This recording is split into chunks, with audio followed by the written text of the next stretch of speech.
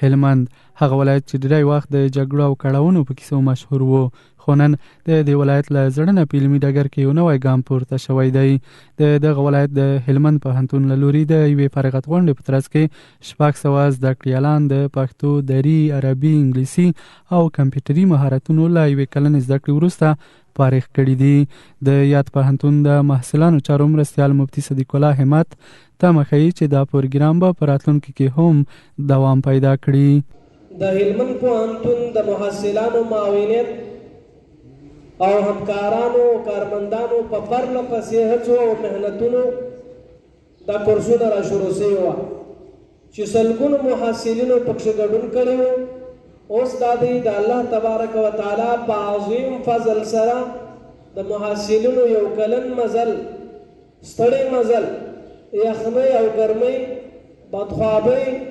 هر څه تکلیفونه او مشقتونه الحمدلله په خیر او عافیت سره پای ته رسېږي. ورته مهال بیا د هلمند پوهنتون د ښوونې او روزنې پوهنځي د پښتو څانګې استاد نظیر احمد رښتینی وایي دا د دې پروګرام لومړی دوره وه چې د لوړو زده کړو وزارت د یوې ځانګړې تګلارې په مرسته یې د دې ولایت په دولتي پوهنتون کې دوام پیدا کړ. نوموړی وایي تر دې وروسته به د دا ډول پروګرامونو له لارې د زده کړیالانو علمي تنده نوره هم خړوبه شي. تاسې د پوهنتون په اډانه کې د لیسانس زده کړو ترڅنګ چې پخوا مو په بازار کې په مسلکي او غیر مسلکي ډول د دغو کورسونو کې برخه اخیستله، دا د خپل پوهنتون د کدرونو لخوا څخه د هغو کسانو څخه چې په اصطلاح سره په دغه برخه کې ماسټري او دکتورا او لیسانس کړی دي، دوی به تاسو ته په مسلکي ډول تدریسي. فارغ شوو زده کړیالانو سید احمد او حضرت عمر د افغانستان ملي راډیو ته ویل د لنډمهالې زده کړیزې دورې د علمي مهارتونو په برخه کې د پام وړ مثبت بدلونونه راوستي. دوی هیله لري چې لا دې هم د زده کړو په برخه کې هڅې زیاتې شي. زموږ لپاره دا پروګرامونه ډېر اغېزمن تمام شول، ځکه هغه زده کړې چې موږ په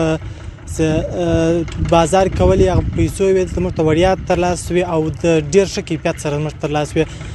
دا رقم پروګرامونه جوړول زموږ د محصلینو لپاره تر ټولو مهم شی دی، ځکه په دغه لنډمهاله کورسونو کې د زده کوونکو لپاره د پښتو، انګلیسي، همدارنګه د عربي برخې کې ډېر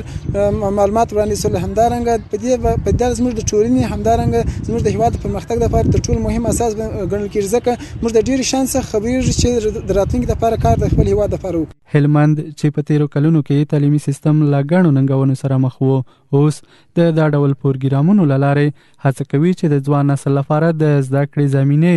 پراخه کړي.